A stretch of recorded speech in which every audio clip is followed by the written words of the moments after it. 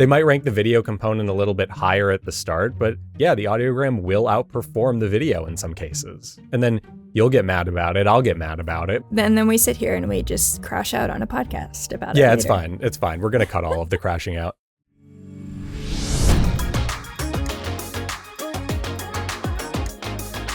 Hey everyone, and welcome to the Headliner Podcast.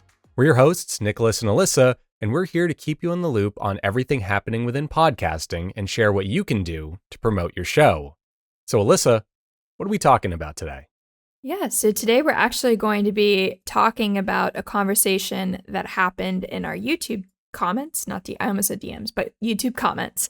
So we actually got a really cool comment on one of our other podcast episodes, and then it was also kind of percolating like in the podcasting threads community, and it's kind of just been going on, especially with so much focus on video. But the question basically boils down to, can you be successful as an audio first podcaster? Right, and I think that's, like you said, it's something that a lot of people have been wondering about.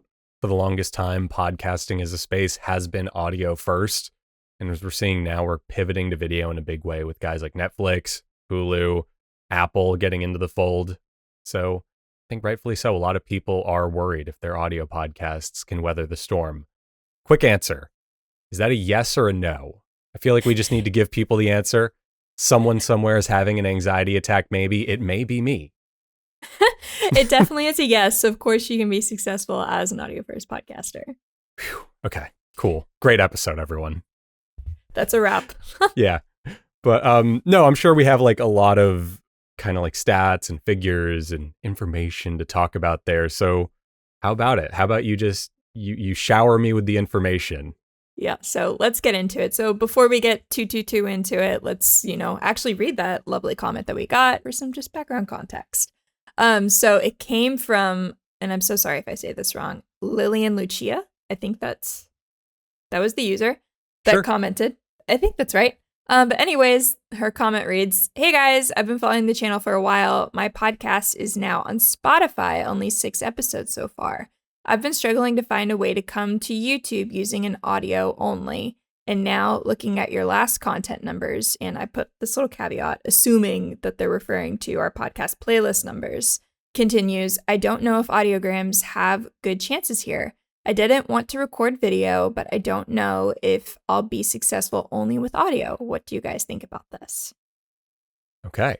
First off, Lillian, finger snaps for the 6 episodes in. We love to hear it, Yeah, I think this is a great thing. And like I said, this is something a lot of people are asking themselves. And thankfully, you can definitely still have a successful audio-only podcast. You can still be what people are kind of affectionately calling a faceless podcaster, which I love. I think that's my favorite faceless podcast. That's probably my favorite. I'm such a fan of it. It kind of reminds me of like you watch those like testimonials in documentaries where the person's like completely blacked out and their voice is deepened. That's what I think when I think faceless podcast. So it just kind of tickles my brain a little bit. But yeah, no, I mean, you could definitely have a successful audio only show. There are so many things that point toward this. Elissa, I'm sure you're just itching to share some of them, so I won't steal your thunder. You can. It's okay. It's fine. It's probably best that you talk anyways. I tend to ramble. But this does come at a... Wait, and I don't? Wait a minute. Just cut me off too, why don't you? Yeah, literally. Anyways, so this does come at an incredibly relevant time. So we are big fans of Sounds Profitable, and they actually just had an entire presentation on this. So it was their annual Audio Primes presentation, but they just really dig into a lot of research, kind of figuring out like who's listening to podcast and emphasis on audio first podcast. So they found that 22% of podcast consumers listen to 75% of their podcast audio only. So 25%, they're kind of floating around. They might have it running in the background. There's a couple of different variables, but for the majority of like hardcore podcast listeners, they are listening to purely audio formats for the majority of their podcasts. So that was super cool. And again, this was the Audio Primes presentation. It's available on Sounds Profitable. I think it's soundsprofitable.com. You can go check it out. A lot of really interesting research there. But again, the whole point of it was like, hey, audio is still very relevant. A lot of people are listening to audio still. So the numbers are still there. If you are an audio first podcast, you're only producing an audio, you're faceless, you're fine. Like there's so much out there that can help kind of define success and especially reach your audience as audio first. But also kind of secondary to that, Triton Digital came out with a study as well. And it, again, states the same thing. Audio remains the primary mode of podcast consumption, even as video continues to grow. So Triton found that 13% of consumers 18 and older listen to podcasts exclusively via audio. This is compared to 7% that watch exclusively. So almost double the amount of people purely listen when compared to people that purely watch. And that other 80% kind of bounce back and forth. So they listen, they watch, they might have it on the background on YouTube.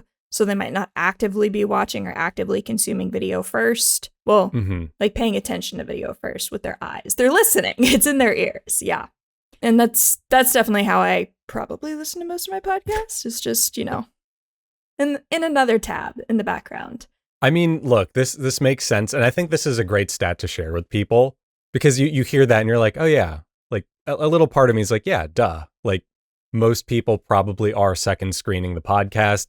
The video is there for the convenience sake of like, hey, I don't know about you, but I have YouTube open while I'm working a lot in a tab. And it just so happens to be where I decide to listen to like the new episode of The WAN Show or whatever podcast I'm listening to. But to know that is also very powerful because yes, those are technically videos that people are clicking on, but that doesn't mean that they're sitting down and watching it as a video. So for all intents and purposes, a sizable chunk of that 80% may as well just be audio. And as far as that goes, this is great for people who want to be faceless, who want some semblance of anonymity, or who don't want to invest in the push toward video yet.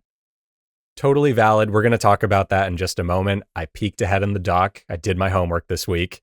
You're good. You can still put out your audio podcast and you'll still hit a huge audience. Yeah, and I think a lot of this also kind of points to the whole thing that you need to look at your total audience and your total metrics. Like YouTube, and I'm just going to assume because, again, this comment came from YouTube, like if you have audiograms on YouTube, that's just one function of your whole podcast. So you have, let's say, 50 people that are subscribed to your channel, but that's just your YouTube channel. You probably have social media. You definitely have like your RSS feed, your audio first. So you have your host analytics. You can look in there, see, completely different numbers than your YouTube page. Like I know that we have completely different numbers on our host versus YouTube. And again, you've got your social media, most likely.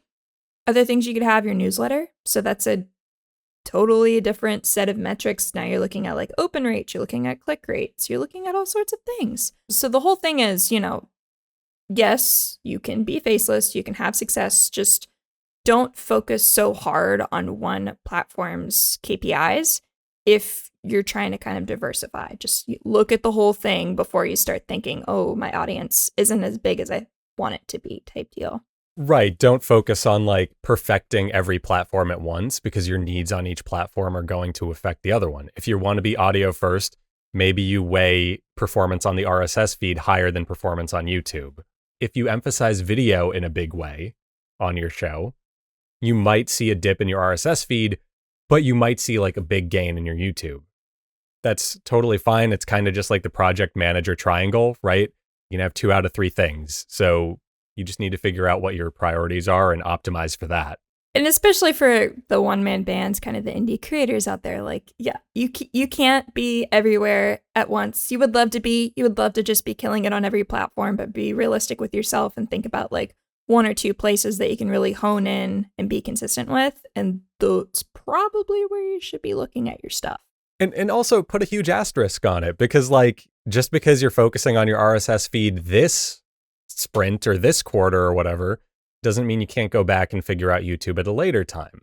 It's like you said, like don't be the one-man band that's trying to do everything perfect. The thing I like to tell people is don't get lost in the Nirvana complex where we just don't get anything done because we want it to be done perfectly. Let's get something done. Let's do that well. And when we get that to a place where it's kind of on autopilot or we're happy with where it is, we can take a step away and focus on something else. So in the spirit of that, Elissa, what are the different approaches they can take toward their podcast, right? Like if they want to have their podcast on YouTube, just to make sure that base is covered, what are their options? We've talked about this on a past episode, and I'll link it down below. My mental note, link it down below, Elissa. But if you are using YouTube, there is that good, better, best approach. And I have it in the notes, actually. We have a podcast on this. Check it out. The definitive guide to podcasting on YouTube, how to really grow a podcast on YouTube. So embarrassingly enough, I did do my homework, but I didn't retain it. So there we go. But anyways, jumping into it really quickly, there is kind of that good approach, which is, the Faceless approach. That's going to be Audiograms. It's a relatively low lift. There are tools, Headliner, that can help you automatically do this. So we have an automatic audiograms feature that basically connects your RSS feed. You pick a template, or you make a template, and then we just push it out to YouTube, copying and pasting everything that's in your host into your YouTube metadata. Awesome tool. Great for just getting on YouTube. And it's, probably not going to be the most optimized way because you're probably missing things like thumbnails. You're probably missing your transcript. But the whole thing is you're on YouTube. You have something on there that opens you up to discovery and kind of now allows you to kind of reach that 80% of podcast listeners that kind of bounce back and forth between platforms. Like maybe they're listening, maybe they're watching, but you're there, you're in your RSS feed, you're on YouTube, you're doing it. Yeah, and look, there's also something to be said about how modular this can be. Like what you just described is the fully automated experience. Once your thing is on YouTube, though, there is nothing stopping you from making a thumbnail or adding your transcript to it. So I think there's a lot of things you can do there. And also, the clear advantage this offers to somebody is it's automated. You don't have to put extra time in unless you want to. The thing I like to tell people as a guy who edits podcasts is it takes a really long time to edit a video podcast. Video editors operate under what they like to call like the 2 to 4 rule, which is it can take anywhere from twice as long to 4 times as long to edit something as it would if it were just audio. Or in some cases, some people will say it takes like 2 to 4 times the length of the recording. So if we have a 30-minute podcast that takes you an hour to edit as audio, it might take you 2 or 3 or maybe 4 hours to edit. So the good approach here is actually pretty good, because if you do just want to put the podcast out and you want it to be there and your show is interview based or doesn't necessarily lend itself toward full organic video, that you're covering your bases. You're putting it out there where someone on YouTube will find it and go, oh, this is interesting. Let me listen to this right now. Or let me put it in my watch later so that I can listen to it when I'm washing dishes later or something. And I wouldn't be looking at the screen anyway. And then I have, personal anecdote to add as well. So we have 2 automations running for our podcast. So we have one with captions baked onto the video, and then we just have, I think that same template, but just minus captions. So we have those 2 automations running for YouTube, and we also have a YouTube like Shorts one as well. But what I'm getting at is our audiograms typically perform really well on search, and it will annoy me to no end at times because I will put in the effort to make the thumbnails and add in the transcript, do all these like little optimization things, and then those very same episodes that are just really automated audiograms that took me like 5 minutes like 2 years ago, they're ranking on search just fine. Like you can search for like paid podcast promotion, for example, and you'll see like 2 of audiograms from Headliner pop up, and it's like, cool. So they work. I mean, you never know. Like some things just stick and it just opens you up to search. You're on there. So, maybe if you are doing video and audio, run the audiograms too. Yeah, no, exactly. Look, it's also like think about it from like a platform perspective. A site like YouTube, yes, they do weigh like, hey, is this actually video or an audiogram differently on the algorithm? But at the end of the day, they're weighing value to people. So like those videos that ranked, Elissa, they probably ranked because, hey, they answered the question that people were searching for. And it just so happened to be what people clicked on first.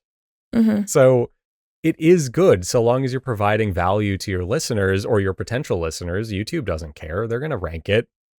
They might rank the video component a little bit higher at the start, but yeah, the audiogram will outperform the video in some cases. And then you'll get mad about it. I'll get mad about it because I edited something and, Then we sit here and we just crash out on a podcast about it. Yeah, later. it's fine. It's fine. We're going to cut all of the crashing out. Don't worry. If you see a jump cut at any point, people watching on YouTube, that's what happened. Valid. And also kind of across the three categories. So that was the good. So now we're moving into the better and the best. But this is applicable across any podcast. And if you are doing Faceless too.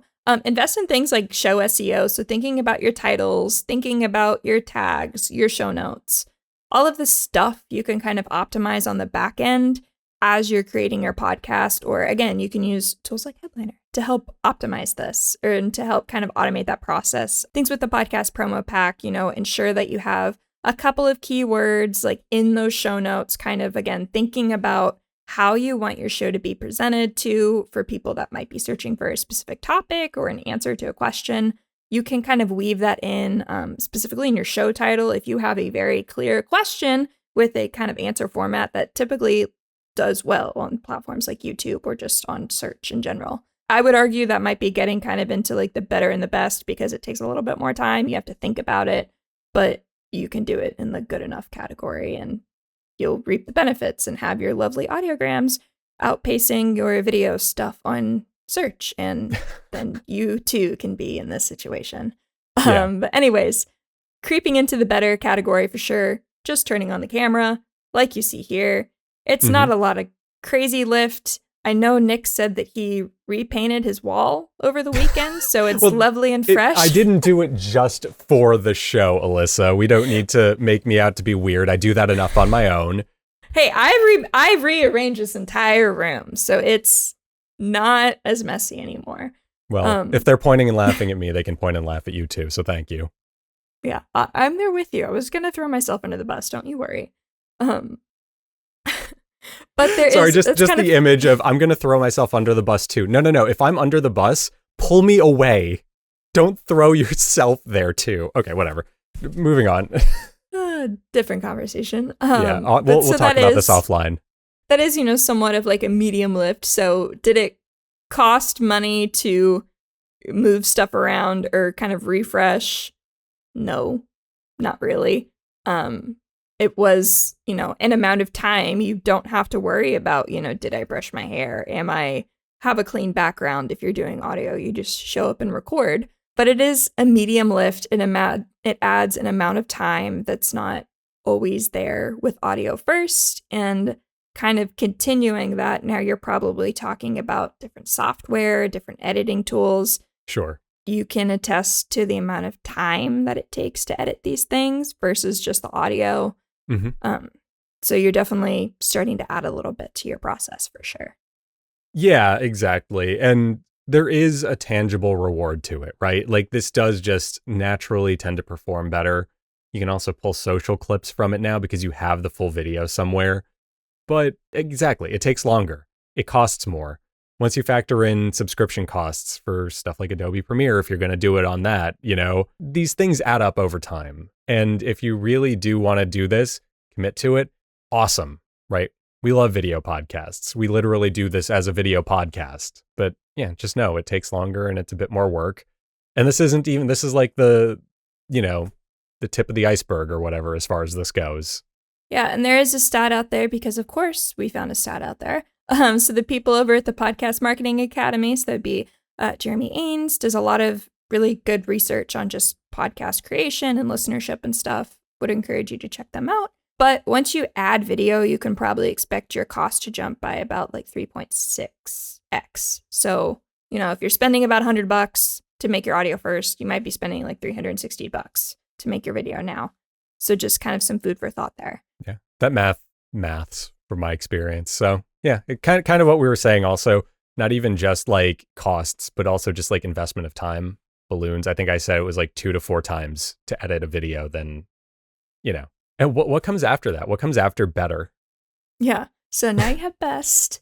Okay. Definitely going to be a little bit more expensive than the better. You're probably investing in equipment at this point. You probably want to get a good camera, Mm-hmm. maybe some lighting, not have this weird, like, you didn't close your blinds, so now you have this like glowing side See, or glowing I was kind light. of into it, but sure, Oh, whatever. okay. It's a look. I think it's a little harsh, but anyways, you're in like a space that's pretty. You've got lighting. It's probably branded to your actual show. So I know like some people, they'll have like the really cool like neon signs in the background, or even just a TV with your logo. Those types of things. If you have that naturally, awesome. But, you know, for most people, you're probably buying that. So that's an added cost on the back end, more intensive, again, editing times. Now you probably have, you know, maybe multiple cameras. So now you have multiple camera angles. And now you're trying to think, okay, how do I want to switch that? So again, the time and the money cost definitely jumps up kind of in these best categories. Right. Yeah. You're paying for like dedicated lighting. I feel like the ones that fall into the best category are doing this in some sort of studio space as opposed to like their home office or whatever, you know? So yeah, it is. It's more time. It's more effort. Maybe at this point you're doing graphics, right? If you're like a stat-based show, you might actually have a graphics person who comes up and with these charts that will then appear in your show or get animated. Is it good content? Yeah, it's really good if you want to put that time and effort into it. But this is a continual thing that will just probably balloon your costs even further than what we talked about in the better category. And you're definitely reaching people. The discovery is great. I would imagine that YouTube and search is kind of rewarding that video a little bit better. But if you're doing things on the back end to kind of optimize your show, like, yes, that is an option, but you can still absolutely achieve similar, if not the same results as an audio first podcaster, just really kind of honing in on that medium. So you can have success as a faceless podcast. As I said earlier, YouTube likes more quote unquote organic video than like faceless video, let's just call it. But they're also there to keep people on the site. So as long as what you're doing is keeping people engaged, keeping people listening, you'll do just fine. And in some cases, maybe the audio podcast will perform better than the full video one because it is just a little more direct. It is asking less of people, right? Like if I pull up an audiogram on YouTube, I'm not expecting to like sit there and stare at the audiogram, as pretty as that moving waveform is. Like I will just put it on another tab and then I will leave it on while I do something. And that's fine. And that's a good behavior to train in people. Maybe that lower investment is just what the content needs. So I guess what we're kind of saying is that if you want to be audio only, if you want to be a faceless podcast, you can do that. That's totally fine. YouTube is not the end all be all for your show. You're doing this more just to make sure that you're on, you know, again, like the second biggest search engine in the world. So to that end, is there anything else that like comes in handy there? Because I feel like if you're doing this, you need to focus on other things than YouTube, right? Yeah, absolutely. YouTube's just one channel. Like, again, one channel. If you are a faceless podcast, the bottom line is you have to do something outside of just releasing your episodes. We know podcast discovery in apps is so-so. Improvements have been made, but it's still not the best. So if you're looking to really reach people, you need to meet people where they are and in different areas. So again, you had brought up like simple social promotions. So those graphics. So if you have like 5 minutes, you can like quickly make a graphic about any stat that you mentioned. That's a really easy kind of way to grab people visually again on social media. Or you can go purely text-based. So communities like Threads, Blue Sky, Reddit, there's entire subreddits for like podcast discovery and like, trying to find different podcasts about that. Like you can get on those and you can promote your show in a very organic way to people that are actively trying to find podcast recommendations for something. But that's super simple. I mean, it takes probably a couple minutes. You're just like tweeting out or you're typing away. Super easy. Again, collaborating and guesting. We have other episodes on this. I believe I think we just talked about it in our last one. Something recent. Yeah. Yeah. It's a good tip. I mean, if you get on somebody else's show, you're reaching people that listen to podcasts. So there's really strong alignment, easy ask. That's great. Or just even simple like swaps. So if you go to another host and you're like, hey, I'll tweet about your podcast, you tweet about my podcast. Like now you're reaching audiences. There's mutual benefits to that. Yeah, sorry. And like also you could do like an ad swap with somebody, right? Where it's like, hey, I have a movie podcast. I know this other movie podcast has like about the same size audience. It kind of touches a close enough demographic to me, but is just different enough that maybe I would hook some new people if I got on there. If you can't appear in the show, you can always say, hey, can I run a 30-second promo on one of your episodes and you run a 30-second promo on one of mine? Exactly. Other things you can do, paid podcast promotion. So we have, again, episodes about this. And I'm pretty sure that's where this comment came from our lovely friend Lillian. But anyways, so there's paid podcast promotion. That is a tongue twister. Dare you to say it 3 times fast. Paid podcast promotion, paid podcast promotion, paid podcast promotion. Sorry, okay. I'm a show off. I know, you had to flex. It's fine. I stammer through everything else, but I can say those 3 words quickly. Good for you, man. In podcasting, that's going to be things like those banner ads or ads in actual podcasts. You can go on marketplaces. People can add it. Super easy. And then there's, of course, things off of podcasting or out of podcasting. That's going to be more like web display ads or programmatic ads. Headliner has their own tool for this. It's called Podcast Promo. Really easy way to get clips of an audio clips of your podcast via audiogram onto websites. People see it in places that they're actively learning. Targeted, relevant, really easy way to kind of grab some podcast listeners in places that they're maybe not actively listening to podcasts, but they're looking for information that your podcast has. So that's another really great way to definitely reach people. And you can get started for not a lot of money. Like I think a lot of people take like $50 or $100 to like kind of create your first campaign. So something you could invest in to just definitely help grow your show. I mean, there's also just the idea of using the tools available to your podcast host or through your podcast host. So like making sure you do that stuff we kind of talked about, but also like on Spotify, for instance. And I don't even think you have to have your show. I don't think you have to host on Spotify to take advantage of some of this stuff. But, you know, you can put your podcast clips on Spotify now. They do support audiograms to some extent where you can run a clip and somebody who finds your show will be able to like look at it and go, okay, cool. This is a sample of a podcast. I was kind of into this. Let me listen to the whole thing. That's something that, you know, is immensely valuable. It kind of reminds me of like singles in the music industry where it's like, hey, I have this 45-minute album, but here's like the 3-minute snippet of it, you know, in the form of one song. Let me listen to this. Oh, I really like this. I'm going to go get the whole album now. Same thing with podcasts. That's available on Spotify. I think some of the other apps out there might support that now. Don't quote me on that. Yeah, I know because that update came out from Spotify a year and a half ago, right? Something like that, yeah. It started it. We have a blog on it. I know that much. Headliner, fun fact, we are the official audiogram tool for that. So if you want to create audiograms, you can learn about it. Look up podcast, clips, Spotify, and you'll see information on it. But yeah, the whole point of this is, yes, if you're an audio first podcaster, Faceless podcast, whatever you want to call it, there's so much you can do outside of just YouTube, and you can grow your show. You can succeed. You don't have to create video. If you do, there's, approaches to do so, best practices, but you don't have to do it. Like, I know there's a lot of pressure to do it, and you might be watching a video about this and thinking, well, you hypocrites, you have video with it. Or you might be listening to the audiogram version. If you are, by the way, please tell us somehow, because Elissa and I need to know about this clearly.